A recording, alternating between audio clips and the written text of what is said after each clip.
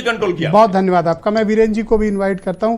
वीरेंद्र जी, अब आप मुझे बताइए कि कल से लगातार आप इस खबर पर हैं, लगातार इसकी कवरेज करवा रहे हैं, क्या कारण थे कि जिसकी वजह से ये वायलेंस इतनी स्प्रेड हुई, और आज क्या वजह थी कि आज इस कदर दिन में जिस तरह का वातावरण और जैसे दृश्य देखने को मिले, तो बड़ा हैरान करने वाले थे। आप इसके कारणों को समझ पाए, क्यों हुआ ऐसा? देखिए, दुर्गा पूजा प्रतिमा विसर्जन के समय ये घटना कल शुरू हुई थी और उस समय उजाला था, जैसे कि वीडियोस में देखे जा सकते हैं। लेकिन जब आज उस युवक का शव गांव में पहुंचा है, उसके बाद से लोगों में आक्रोश बढ़ा है। और सबसे बड़ी बात यह है कि इस तरह के हालात बनेंगे, इसको लेकर स्थानीय प्रशासन इसका आकलन नहीं कर पाया। एलआईयू से लेकर इंटेलिजेंस की तमाम यूनिटें फेल रहीं और जिसकी वजह से इतना बड़ा फसाद हुआ है, दंगा हुआ है, आगजनी हुई है। हम लोग बात तो धर्म की करते हैं, का आयोजन भी धार्मिक था। धर्म हमको ये सिखाता है कि हमको लोगों पर दया करनी है, लेकिन धर्म के नाम पर हिंसा हो रही है और दो समुदायों को लेकर जिस तरह से आगजनियां हुई हैं, लोगों के घर जले हैं, लोग घरों से पलायन कर गए हैं, परिवार बर्बाद हो रहे हैं, ये सब बहराइच में देखा जा सकता है। मैसी का जो इलाका है वो हिंदू बहुल इलाका है, काफ़ी बड़ी संख्या में हिंदू लोग हैं वहाँ, लेकिन ये दंगा ये मानवता के खिलाफ हुआ है। भीड़ में कितने निर्दोष लोगों का नुकसान हो गया है, एक युवक मारा गया है, कितने घर जल गए, संपत्तियां जल गई, बर्बाद हो गई हैं। ये बहराइच का घटनाक्रम बहुत बड़ा है। आप देखिए कि बहराइच से रुपईडीहा सीमा है, नेपाल से लगती है और नेपालगंज उस तरफ पड़ता है नेपाल से।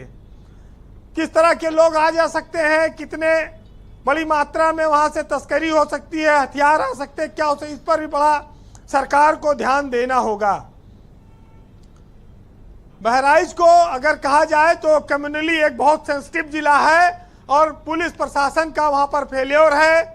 डीएम और एसपी दोनों वहां पर महिला रही हैं। संयोग ऐसा बना है कि वहां पर फिर लखनऊ से और गोरखपुर रेंज से, जोन से अफसरों को भेजकर आज इस दंगे को कंट्रोल करना पड़ा है। ब्रजेश जी, इस बात को कहा जा सकता है कि बहराइच का दंगा अब कंट्रोल हो गया है और अब ये दंगा आगे नहीं बढ़ेगा।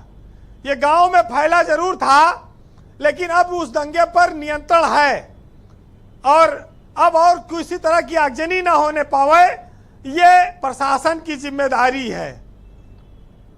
काबू पाया जा चुका है, फोर्स अपना काम करे, मुस्तैदी से करे। बस इसी के लिए हम लोग चाहते हैं कि ऐसी स्थिति दोबारा न बने।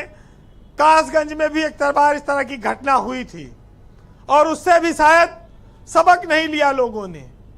लेकिन राम गोपाल मिश्रा की मौत बहुत कष्ट देने वाली है और एक समाज को उत्तेजित करती है।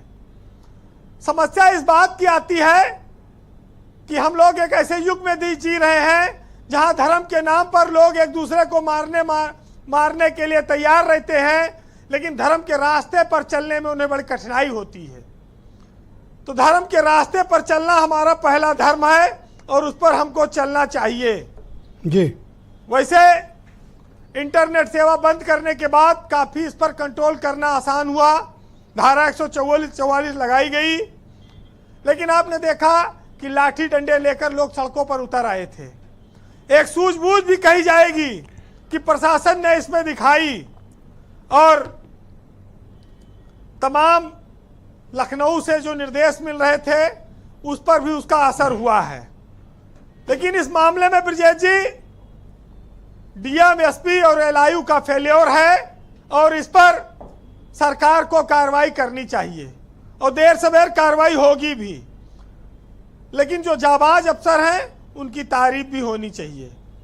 ये घटनाएं आगे ना हो, हमको ईश्वर से मनाना होगा, क्योंकि आज की रात बहुत महत्वपूर्ण है जी। कोई और घर न जले, किसी को पलायन न करना पड़े, कोई और अप्रिय घटना न हो और उम्मीद है कि इसके बाद वहां पर शांति पूरी तरह से आ जाएगी। जी तो फिलहाल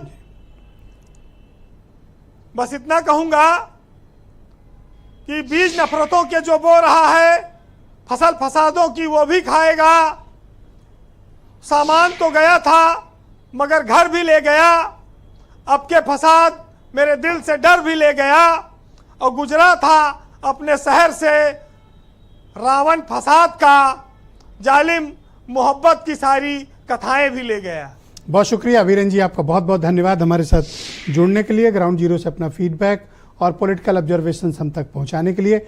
बहनों भाइयों, डिबेट का दूसरा चरण प्रारंभ करते हैं। बीजेपी के प्रवक्ता आलोक